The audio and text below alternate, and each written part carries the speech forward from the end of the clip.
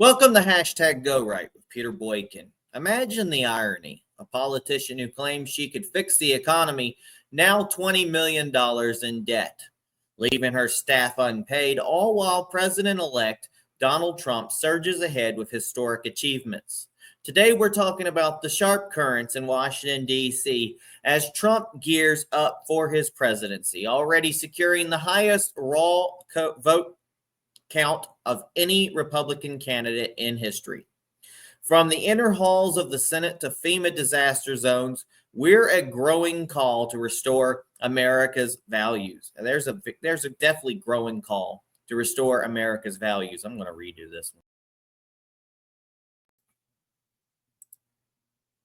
Hi, folks. Welcome to hashtag Go Right with Peter Boykin. Imagine the irony. A politician who claimed she could fix the economy, now $20 million in debt, leaving her staff unpaid, all while President-elect Donald Trump, I love saying that, Donald Trump surges ahead with historic achievements. Today, we're talking about the sharp currents in Washington as Trump gears up for his presidency, already securing the highest raw vote count of any Republican candidate in history. From the inner halls of the Senate to FEMA disaster zones, there is a growing call to restore America's values. So let's dive into the details with focus on our constitutional republic as Trump's allies rally to reshape the political landscape and a determined majority calls for change. We'll be right back.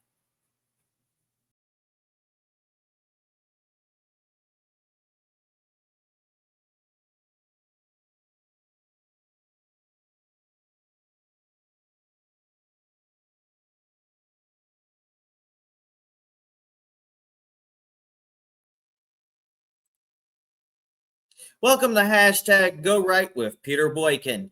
So, as the dust settles from one of the most decisive elections in history, President-elect Donald Trump has achieved something historic. He's garnered the highest raw count of the popular vote for a Republican candidate ever. That's a message from the American people that's hard to ignore. And Trump's wasting no time in showing he's serious about delivering on his promises. In a move aimed squarely at securing the southern border, he's announced plans to bring in former ICE Director Tom Homan as his new border czar. This one will probably actually go to the border. Now, these moves signal a strong mandate and agenda set to reshape policies with a tough America First stance. So let's break down today's top headlines as we look at what this means for the direction of our constitutional republic under Trump's incoming administration. Now, let's set the stage with a little story about loyalty and new beginnings. Picture this, a town where every ally counts. Two prominent figures are suddenly left outside the circle. President-elect Donald Trump has decided not to extend invitations to Nikki Haley and Mike Pompeo to join him in his new administration, signaling a shift towards fresh faces and unwavering loyalty.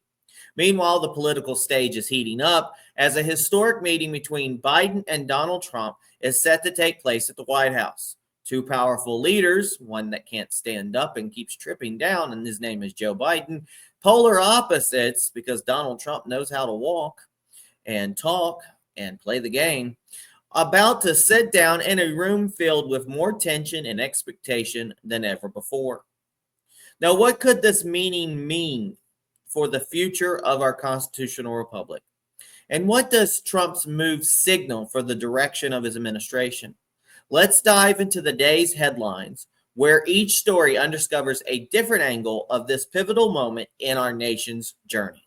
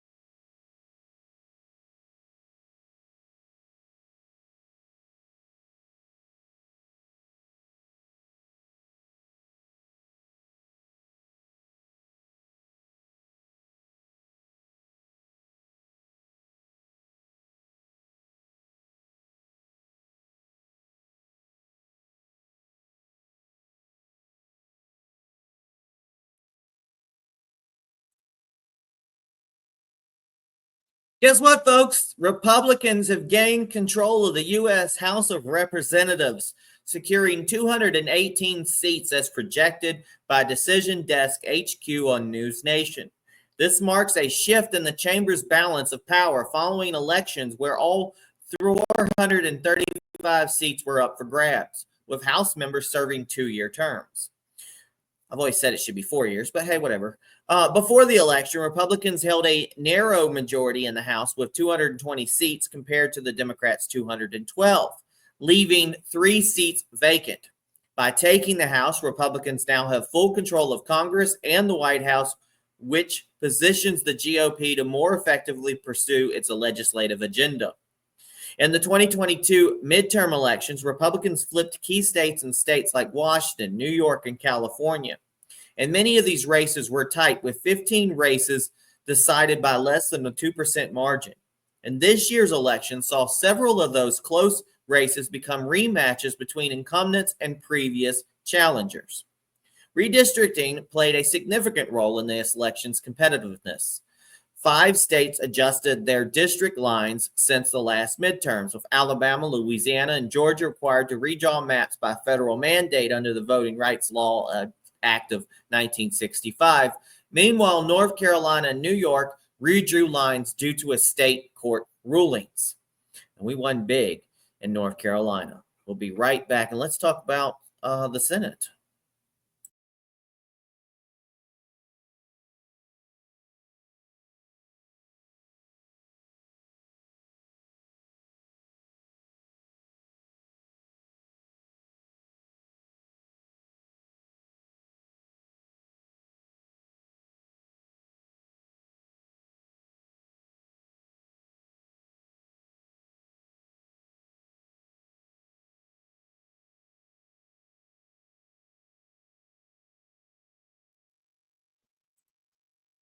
Hey, folks, guess what? Republicans have gained control of the U.S. House of Representatives, securing 218 seats as projected by Decision Desk HQ on News Nation. This marks a shift in the chamber's balance of power following elections where all 435 seats were up for grabs, with House members serving 2-year terms. I kind of prefer 4 years, but hey, whatever. Before the election, Republicans held a narrow majority in the House with 220 seats compared to the Democrats' 212, leaving 3 seats vacant. While taking the House, Republicans now have full control of Congress and the White House, and looks like the Senate as well, which positions the GOP to more effectively pursue its legislative agenda. Now, in the 2022 midterm elections, Republicans flipped key seats in states like Washington, New York, and California. When many of these races were tight, with 15 races decided by less than a 2% margin. This year's election saw several of those close races become rematches between incumbents and previous challengers. Now, redistricting played a significant role in the election's competitiveness. 5 states adjusted their district lines since the last midterm, with Alabama, Louisiana, and Georgia requiring to redraw maps by federal mandate under the Voting Rights Act of 1965. Meanwhile, here in North Carolina and in New York, they redrew their lines due to state court rulings. And here in North Carolina, we won big, at least on the federal level. We'll be right back.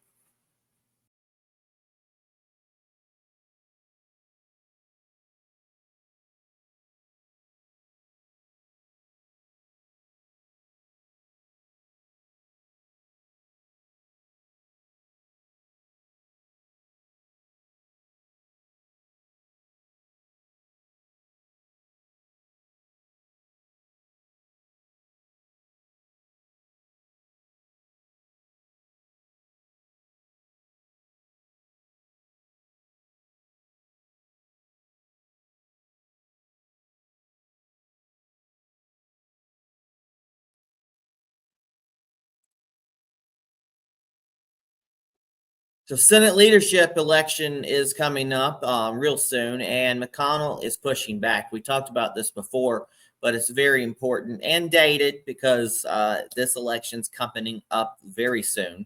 The latest battle for Senate leadership is heating up, with Senator Mitch McConnell, a figure some see as out of touch with the America's First movement, has orchestrated an accelerated vote for Republican Senate Majority Leader. Some suggest this move is intended to stifle the voice of the people, especially those who chose Trump and his agenda overwhelmingly. To understand the stakes, let's break down the contenders.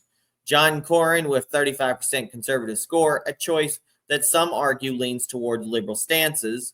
John Thune at 37% conservative, another moderate figure. And Rick Scott, who stands out with a solid 92% conservative score, the clear America First candidate in this race. Now, the backstory: McConnell has planned to step down due to health issues, yet his last actions appear aimed at securing the Republican leadership against Trump's agenda. According to prominent voices like Tucker Carlson, McConnell's timing feels almost like a coup against the pro-Trump wave, a sentiment echoed by conservative influencers, including Elon Musk and Senator Rand Paul, who publicly backed Scott. Now, behind the scenes, an unofficial whip count shows Scott trailing, but his supporters are doubling down on calls for action. I've got a few texts and emails myself. The Trump base is urging voters to connect their senators directly, demanding a public endorsement of Scott. Many feel that McConnell's tactics disregard the mandate given to Trump by millions who voted for reform and transparency in Washington. So now is the time, they argue, for Americans to hold up their representatives accountable. We do have a Twitter link on the website at gorightnews.com with the senators' plans and how they're going to vote. We are urging people to call your senator today, demand they publicly endorse Senator Rick Scott. Tell them anything short of a public endorsement will be assumed to be a vote for one or the other two. Now, I don't know a lot about these three individuals. I still tend to go towards moderates, but I have a feeling if they're saying that this Rick Scott is good on America First agenda, I am happy with that, but it doesn't look like he's going to win. So the best we can hope is the moderate pick. You can have a link to contact your senators on the website as well. And even if they pick somebody coming up and you don't like them, you can still express your dislike for who they picked. A GOP Senate source has leaked the internal whip count for the leadership vote, and the final votes will be on a secret ballot. But here's the race as it stands now. Cornyn 18, Scott 11, and Thune 24. And with Thune being the 37% conservative, a moderate figure, as long as he's going with America First, then I don't really have too much of a problem with it. If you're asking about, like, say, North Carolina, or we have Ted Budd. Ted Budd has picked Cornyn, and we have Tom Tillis, and he's picked Thune. So either one here has picked Scott. And again, there's a long list of who voted for who on gorightnews.com. We'll be right back.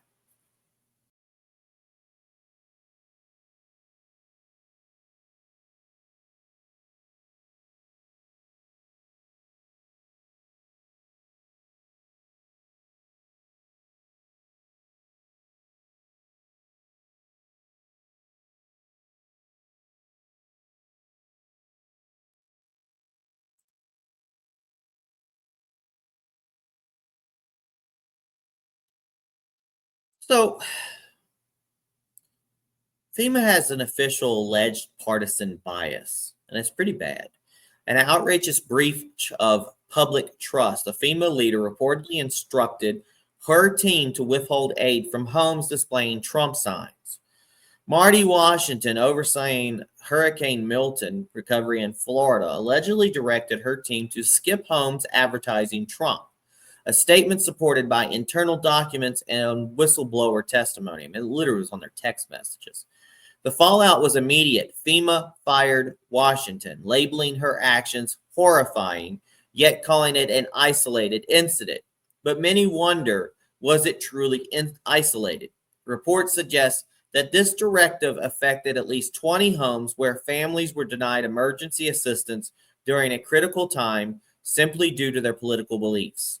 Although FEMA claims that all affected homes will now receive aid, questions persist. Why wasn't this corrected earlier? And why was no action taken with internal complaints were filed. Florida governors Ron DeSantis and House committees are launching investigations to determine if this partisanship went beyond Washington's instructions. For many, this incident underlines a disturbing trend in the federal response under the Biden administration, where agency actions appear increasingly politicized. And I also wonder about the hurricane here in North Carolina. People have been complaining that FEMA and stuff were not getting these people that live in the mountains, mostly Republicans, the aid that they needed. Meanwhile, a lot of news were not allowed into the area. And when patriots and other people came forward to help, FEMA tried to arrest people. FEMA turned people away. FEMA confiscated their items. And then they started talking about people that were showing up. They started calling them domestic terrorists and everything else. And then they caused this whole uproar here in North Carolina. All I know is that people are still suffering in North Carolina. The news isn't talking about it. Nobody else is talking about it.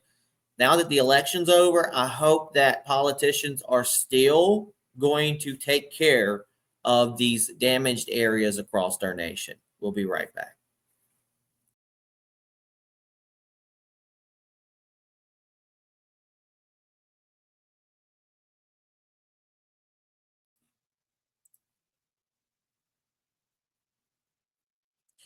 There's some Iranian-linked assassination plot against Donald Trump. In another alarming development, 3 individuals have been charged in a plot linked to Iranian operatives aimed at assassinating President Donald Trump. You know, what's scary is 2 of those people are national American citizens, but they're also Jewish Americans. That's kind of scary, working for Iran of all places. Online threats against Donald Trump are becoming more frequent and explicit, with users calling for extreme actions against the newly elected president. If trespassing at the Capitol was deemed insurrection, then surely these calls for assassination are a level of treason that goes beyond free speech. The severity of these statements cannot be overlooked, especially considering the Capitol incident's label as a domestic terror event.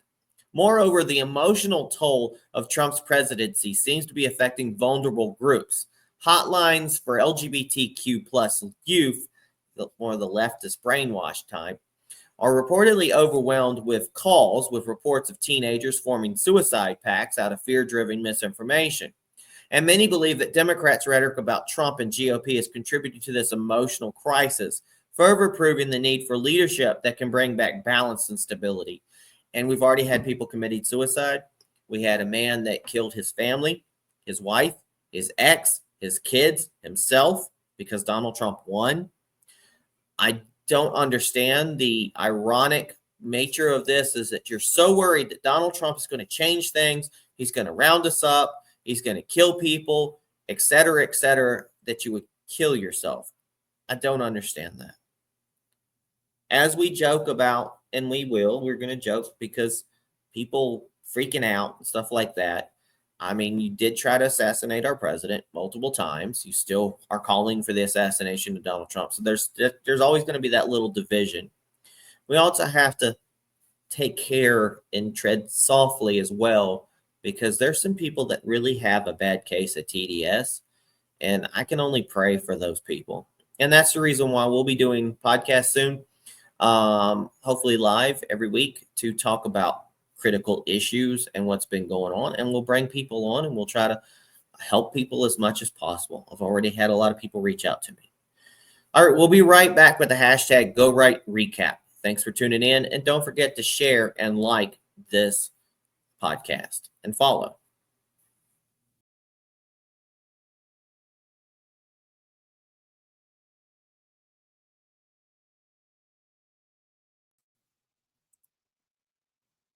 Welcome back to the hashtag #GoRightRecap. In a country craving reform, from the halls of Congress to the actions of federal agencies, there's a new sense of urgency. Americans are making their voices heard, calling for transparency and true representation in the Senate. FEMA's shocking actions reflect the challenges we face in fighting biases, and the threats against Donald Trump underscore the division stoked by partisan rhetoric. At the end, folks, though, We now have the White House. We now have the House, and we have the Senate, as long as we can push back McConnell from doing something pretty bad before he steps down. Now, that's it for hashtag Go Right with Peter Boykin. Remember, stay informed and stay involved. Follow this podcast, like this podcast, share this podcast, communicate with us. Let us know what you got. If you've got really cool videos you'd like to see featured on this podcast or any information out there, let us know. You can visit thegorightnews.com for more updates. You can follow us on Rumble, Spreaker, Spotify, Apple, Amazon, YouTube, TikTok, Facebook, X, Twitter, and lots more. To support our mission, head over to gorightnews.com or peterboykin.com to donate. And let's continue to fight for our constitutional republic and protect the values that make America great. God bless everybody. Peace.